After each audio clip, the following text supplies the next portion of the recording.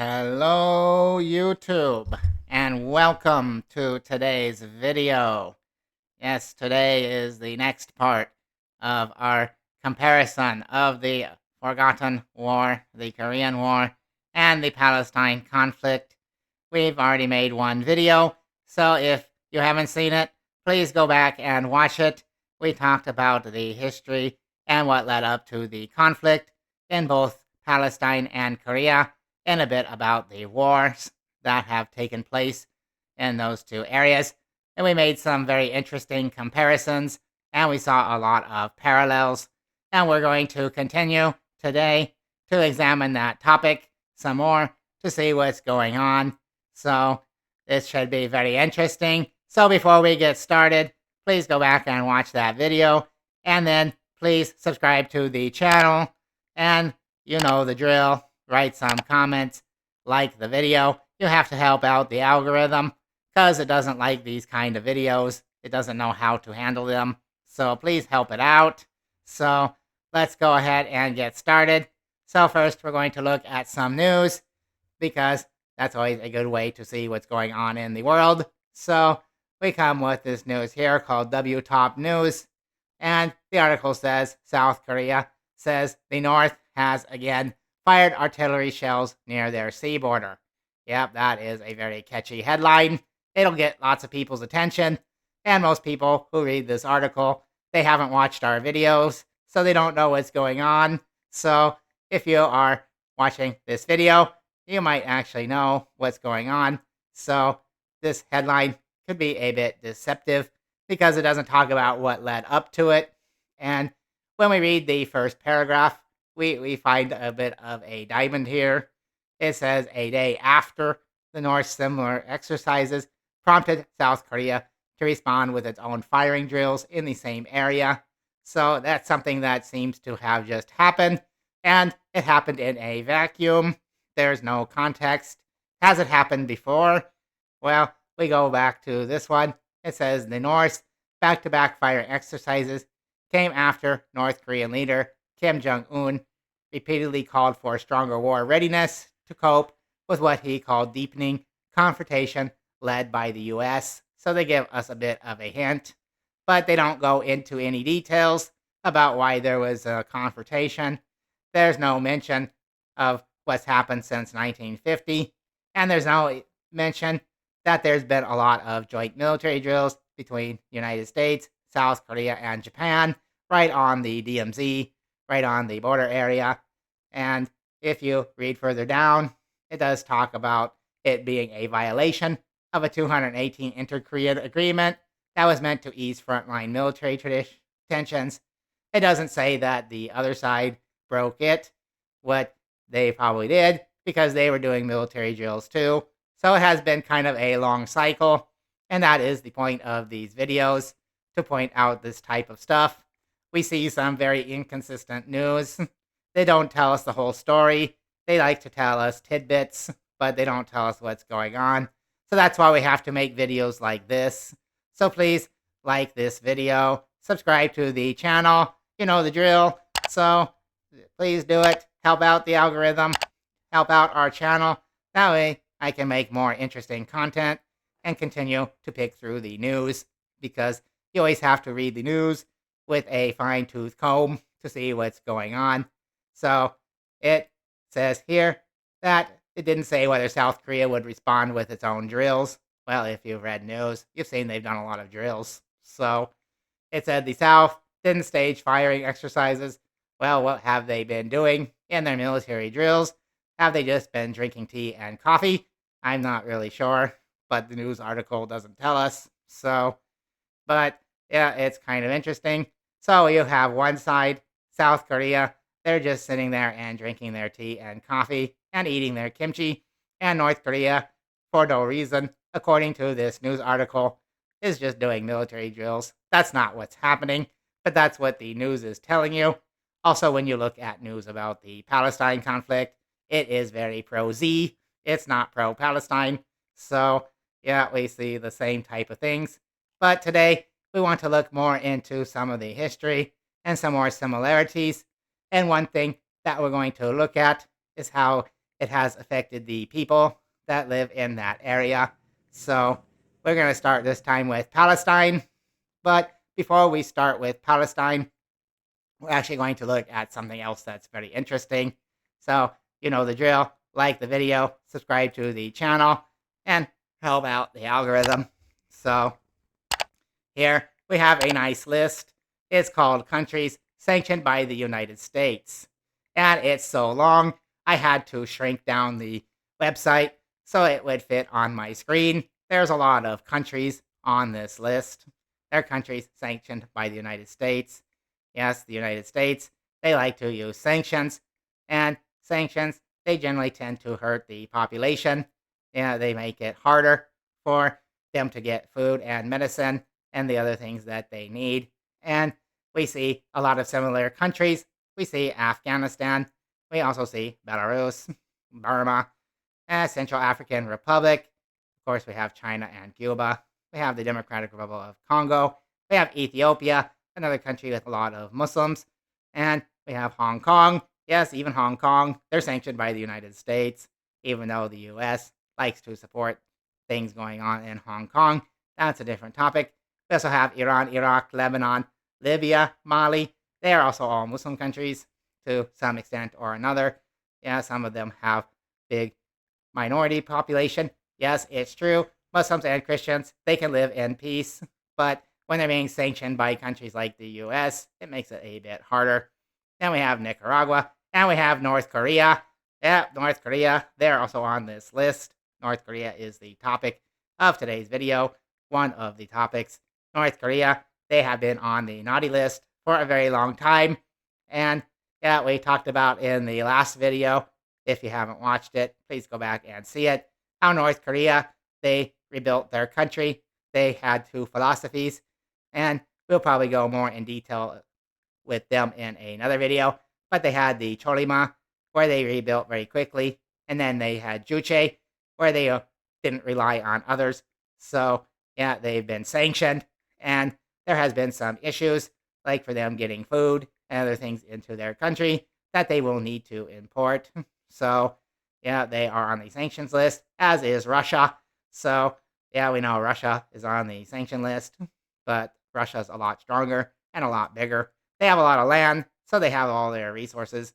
But we have Somalia, another Muslim country, and Sudan, and we also even have South Sudan. So there is another one right there that has been divided. So that's a different topic. We also have Syria. We even have the Ukraine. Yeah, they are even on the sanction list, despite the fact that the U.S. government is sending all our tax dollars over there. Yeah, I'm an American, and I don't want my tax dollars going to there, but they didn't ask me. Venezuela, and then we have Yemen, and that's a whole new topic. So yeah, we have a very big list. So yeah, North Korea is the topic for today, and they have had some issues because of sanctions. So that is why they have been able to develop as fast as South Korea. So South Korea gets a lot of money and investment from overseas, whereas many countries, they have sanctioned North Korea, making it harder. They can't use the dollar very easy, and they have some problems to get what they need, but they've been able to work around it by working hard and being self-reliant. But we will talk about that next time. So we want to switch over to Palestine for a bit, because today we want to show that these conflicts have scattered the people. Yes, most of the Palestinians, they actually don't live in Palestine. They have a diaspora. And yeah, most countries, they have some diaspora. However, we look into Wikipedia, which again is very pro-US and pro-West, but we can see that there is a huge Palestinian diaspora, and it tells you that there are quite a bit. And it says since the 1948 Arab-Israel War, we talked about that last time, that there are a lot of Palestinians that have moved out of the Palestine area. Yeah, there was the Nakba, and many of them were pushed into Gaza, but many more, they were pushed out of Palestine. And we can come down here to a list. It says countries outside of the Palestinian territories. with significant Palestinian population are Jordan. Jordan has over 3 million Palestinians. So the Z's, they always like to say that the Arabs, they didn't take any Palestinian refugees. Well, if it wasn't for the Z's, the Arabs wouldn't need to take any Palestinian refugees. However, Jordan has over 3.2 million Palestinian refugees. So that's quite a bit. That's more than some countries' population. So, yeah, that's a lot. Also says Israel. That may be the West Bank. There are also some Palestinians still living in Israel, but many of them have been pushed out. The next one is Syria. That is an Arab country. So, again, the Aziz, they say that the Arab countries, they don't take the Palestinian refugees. Well, we have over 600,000 of them living in Syria. So, plus the Israelis, they have taken over the Golan Heights in 1967, and the Golan Heights was part of Syria. So, then we have Chile. It has about 500,000. That's the largest Palestinian community outside of the Middle East. So, yeah, we have seen almost 4 million refugees between two countries in the Middle East, where the Aziz, again, say that they didn't take any. So they need to learn some math. Lebanon is next, and that's another Arab country. Saudi Arabia is next. That's also an Arab country. And then it's Egypt. That's also an Arab country. So, yeah, fact check. But the Arabs, they have taken so many Palestinians in as refugees. So that is something that even we can disprove by looking at Western media. So all you have to do is a Google search, and you can see that the Z propaganda is not quite correct here. So that's kind of very interesting. So, yeah, now one of the arguments of the Netanyahu regime is that they want all the Gazans to leave Gaza. They want to push them into the desert. They want to push them to the Sinai, into Egypt. And we saw that Egypt has already taken quite a few, almost 300,000, and that's quite a bit. So, but the issue here is that the Gazans, the Palestinians, they don't want to be pushed out of their land. They want to live on their land. They don't want to be refugees in a foreign country. So that's why the Arab countries, they are saying that they should be able to have their own land. And that is a very fair thing to say. So that is something we can see very clearly here. So now we also see the United States. They have also taken quite a few Palestinians. Interestingly, we have Honduras, Guatemala, and Mexico. So some of the Latin American countries, they have also helped out the Palestinians. We go down a bit, we see Brazil. We also have Kuwait, Germany, Qatar. So, yeah, there are a lot of countries who have Palestinian refugees. So it's definitely not correct what these are saying. So we have this interesting diaspora. And we know the Palestinians, they're kind of spread around the world. So that's why we want to see them get a homeland so they can have a place for themselves. So, yeah, they were a majority in the state of Israel today. And they were a majority. If you went back and watched our last video, we talked a bit about what happened during the Muslim rule, first by the Arabs and then by the Ottomans. The Palestinians, they lived peacefully together. Christians, Jews, Muslims, it didn't matter about the religion. So that was certainly different from what happened in Europe. But then there was some movement that was started by Theodor Herzl. He's considered the father of Zionism. So that's what the Z's are today. And we're calling them the Z's because this is YouTube. But yeah, they started moving some Z people into Jerusalem and into the Holy Land. And eventually the Ottomans, well, they lost World War I. And so, yeah, the Yazidis, originally, they were not religious people. They were very atheist or secular, and many of them are Christians. So there are a lot of Christian Z's. So I think we will talk about that more in another video. But we just want to point out that the people who lived there originally, they got along with each other and they didn't have any issues. And the Muslim government, they actually protected the minorities. They protected the Christians and the Jews, and they had some laws about it. So that will also be a topic for another video. We can look at it more in depth, but that's some of the history of the Palestinian diaspora. So then we had some religious Orthodox Jews. They started to sign on to the Zionism, to the Z movement, and that was because of a mustache man, an Austrian painter, who became the leader of Germany. So then some of them, they started to sign on.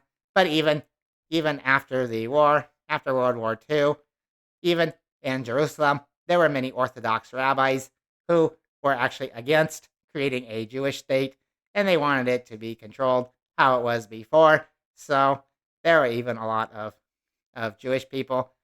And even today, many of the Jewish people, they are against the Z movement. So that's kind of interesting to see. And there is a reason for that. So if you like the video, subscribe to our channel, and we'll make a video in the future. You will get the notification. So please help out the algorithm. So now we'll go over to Korea. And there's also a big Korean diaspora. If you're from the United States, you've probably gone to somewhere like Los Angeles. You'll see there's a Korean town, and there's a lot of Korean people, Korean restaurants. Yeah, there's about 7.3 million Korean people who live overseas, and that's a pretty good population. So, yeah, and we can see here that from the United States, in the United States, there's a lot of them, and it says 2.6 million about. That's a pretty good population. China, they have almost the same amount. China, of course, it borders North Korea, if you look on a map. And there are some towns near the border with Korea where there are a lot of Korean people, and many of them have mixed in with the Chinese. Some of them are bilingual, and some of them maybe are mixed, half Korean, half Chinese. And there are some reasons again. We talked about the Japanese. When they colonized Korea, they came in 1910. And what they would do is they would take some people and they would force them into labor or force them into the military. And the Japanese, they controlled northeast China. Eventually, they invaded China, and they got some of the neighboring areas like Liaoning province and Jilin province. Those are the border provinces. And the Japanese, they were in control of that area, so they forcibly moved Korean people into northeast China. And also some Korean people, they just escaped, and they escaped into northeast China and into the Soviet Union. And they were able to maybe resist or join a resistance unit or some armies to fight the Japanese during the war, the World War II. But some of them, they were just refugees, and they just tried to settle in, and many of them ended up in China. So now they are citizens of China, but they still have Korean blood. And like I said, many of them still eat Korean food, and they can speak Korean. So that many of them are bilingual. And then we also had many Koreans. They went to Japan for the reason we just talked about. Japan, they would force them to Japan, maybe to work there, work in factories or in the military. And some of them, they actually returned back to Korea after World War II. And actually, after the Korean War, the North Korean government, they actually sponsored some of them to come back. And some of them did, but some of them chose to stay in Japan, and they assimilated into Japan, became Japanese citizens.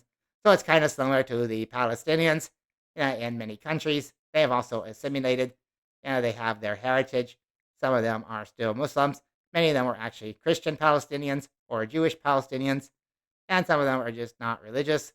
But they have been able to integrate into countries like Chile or United States or some other countries, some of the Arab countries. So, yeah, many of them are also mixed. So we see something very similar. Then Canada is the next one. And then, for reasons we just talked about, we have Russia. And we also have Uzbekistan. Yes, Uzbekistan also has a lot of Koreans. And actually, so does Kyrgyzstan and Kazakhstan. These are the Central Asian countries. And something that the Soviet Union did during the war or after the war was they moved them into Central Asia. So, and maybe they did that because they thought that the Koreans and the Central Asians, they're very similar in culture. It's actually true. If you look at their heritage, they're kind of Turkic people, kind of Mongoloids. So they have a similar culture. And if you go to Korea today, they will think of these people in Central Asia and in Turkey as their brothers. Also, when you go to Central Asia or Turkey, they will tell you the same thing, that they are a related race to the Koreans. So when I've been to Kazakhstan and Kyrgyzstan, and I remember when I went to Bishkek, is the capital of Kyrgyzstan, I saw a lot of Korean restaurants. There are a lot of Korean products, all from South Korea, but I guess there's also some North Korean people there, and both of them can get visas very easy to go to Kyrgyzstan, and also I think to Kazakhstan and Uzbekistan. Also in South Korea, there are a lot of Uzbek people. Some of them were Koreans who came back, and some of them just go there for business or for study. And so you can find some halal restaurants that are owned by Uzbeks or Uzbek Koreans. Yeah, some of the Koreans, when they go to Central Asia, some of them became Muslims. So if you go to the mosque in, say, like Bishkek or maybe in Uzbekistan, I haven't been there, but you will see people who have Korean looking faces. And sometimes it's hard to tell just because they've intermixed so much. They are, as I said, similar tribes. They have a similar and common ancestry. So their languages are somewhat similar. So they are able to mix up and assimilate. So, but it is very interesting. We also have Vietnam, and a lot of Koreans, South Koreans, I believe, are in Vietnam, but that's mostly for business. But in Vietnam, you'll also find a lot of Korean restaurants and Korean food and Korean shops. So, yeah, it's very interesting to see some correlation how these different ethnicities they they have gotten split up and moved around the world because of colonialism. And I would say the Palestinians, they probably got the worst deal, but I think some of the Korean people, they will tell you that they got a pretty bad deal. They had a very terrible war, and their country's still divided. And many of them would say in South Korea, because their government has a lot of deals from overseas countries like the United States, that they don't have as much sovereignty as they would like to have. All the South Korean men, they have to serve in the military, and they all dread it very much. They don't like to serve in the military. And some of them would say, why does Japan, they get a lot of money and they build all the weapons, but the South Koreans, they have to be the soldiers. They have to be on the DMZ. They don't think it's very fair. So it's kind of easy to be sympathetic with them on that issue. So, and if we actually go online, we can find a organization. I think they're from the United States, but they also are in Korea, in South Korea, and it looks like it's called Nodatul, if I'm saying it correctly, in my very bad Korean. So I don't have good Korean, so I'm sure I messed it up. But this is an organization. They have actually organized quite a few protests. Yeah, when I went to Korea, to South Korea, it seemed like every time I went to the city center, downtown Seoul, there was always people out protesting, holding some signs, and they're usually protesting against the US military or against some Korean policy, and it was usually some foreign policy. So they were always very nice to American tourists. They like American people. They just don't agree with the government. They don't want soldiers being on their land. I think they want to have their sovereignty. Of course, there are always some who do support the military, but it just depends on the person. But this organization, it also looks like they have organized some rallies for Palestine, and we've seen in the news in Seoul, there's been quite a few rallies, especially lately, because there's been some flare-up between the ambassador from Israel, because he posted a video where he showed Seoul being attacked by some Hamas people, and that made a lot of Koreans very, very angry. They didn't like that very much. I think the Z's, they were trying to get more people on their side, but they're really bad at their propaganda, and it made more people angry. So there are even more protests now. So we can see on their website, they have a lot of interesting things that talk about the history of what's going on. They talk about the sanctions. Yes, open letter to lift the ban on travel to North Korea. As I said in the last video, if you didn't watch it, you can go back and watch it. And if you did, keep watching this one and subscribe to the channel and help out the algorithm. Write some comments. And yeah, we will look here. So it says in the travel ban, yes, the State Department, U.S. government, they are banning people from traveling to North Korea from the United States. Of course, it's not always easy to get a visa, but it looks like here they want to send some delegation to North Korea. And they wrote here why you want to lift the ban. It says imposed in 2017 and renewed in August each year. The travel ban makes it illegal for U.S. passport holders to enter North Korea, thereby blocking us from conducting our delegation trips to North Korea. This severely impedes our peace and reunification work and continues the separation of families divided by imperialist borders. And they say Korea is one. They're overseas Koreans. And they say overseas Koreans should be able to visit all of our homeland. So, yeah, they have a very good point. So it's pretty easy to agree with them. And yes, it is very difficult to make peace and to reunite if you can't travel to the country you're trying to make peace with. So also, they bring up an important issue that also the Palestinians are facing, and that is the separation of families divided by borders. We know that in the West Bank, there are so many checkpoints, and it's very hard for Palestinians even to move around in the West Bank, and then they're divided from Gaza. So yes, many families, again, are divided, and some people, they have gone overseas, so then it's very difficult for them to come back.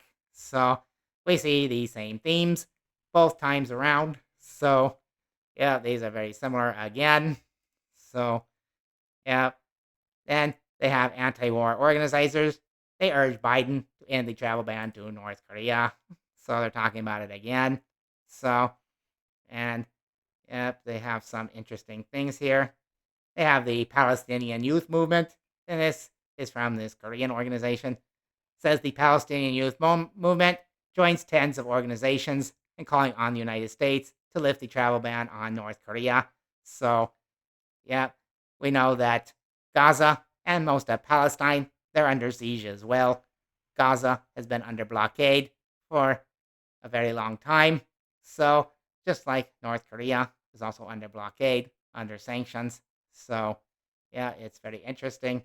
And many people are aware of this situation, but they can't really do much about it. So they're just organizing here.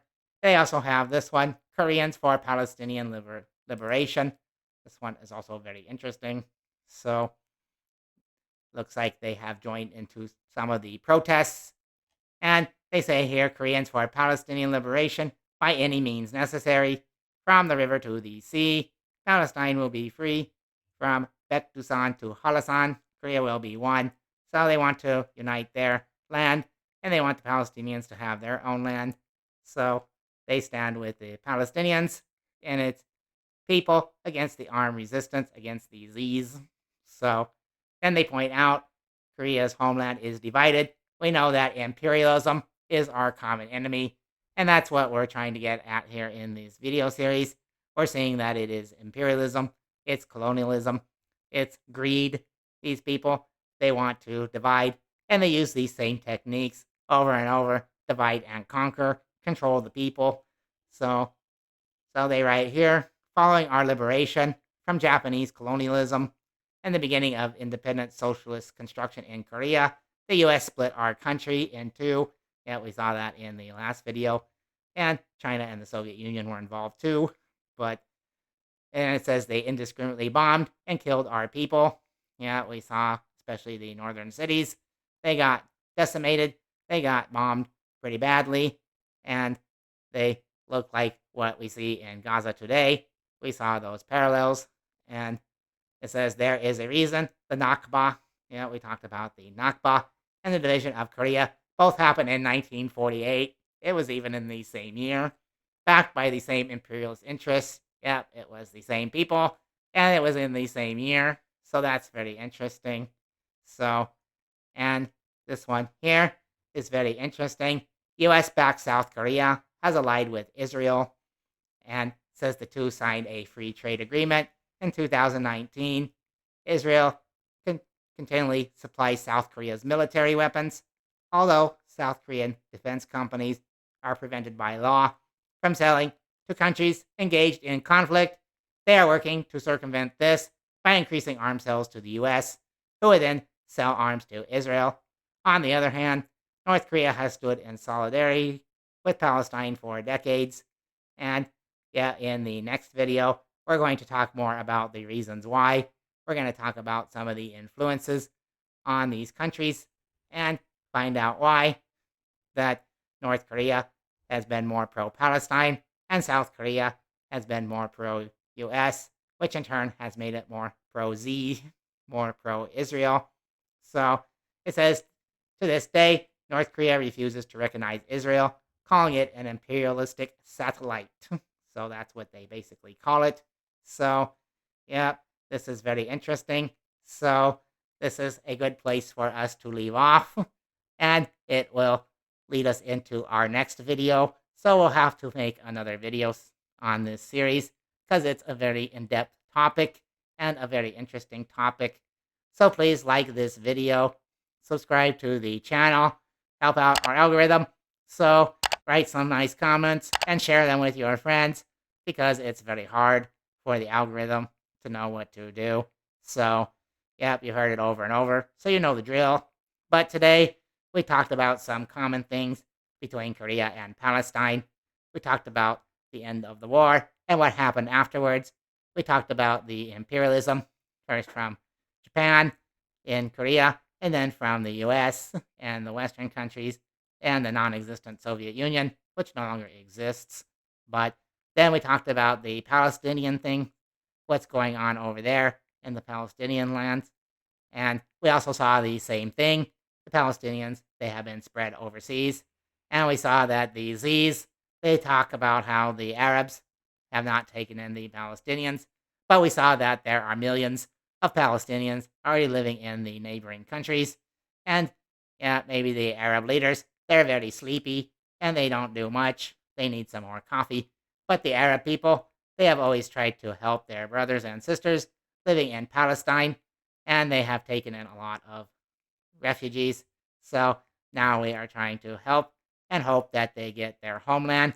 So we ask God, we ask Allah to bring them peace and to bring them their land.